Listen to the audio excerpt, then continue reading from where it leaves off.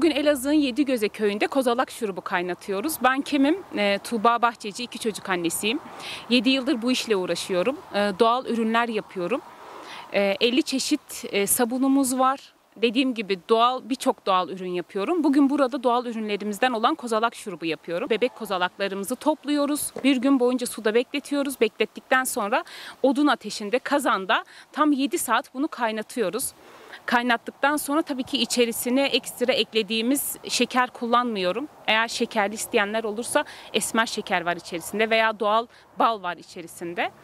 Bu şekilde aşamalı bir şekilde kozalak şurubumuzu kaynatıyoruz. Kozalak şurubumuz astım, koa, öksürük tarzı rahatsızlıklarda etkilidir. Özellikle sigara kullananların bu kozalak şurubunu kullanması gerekiyor.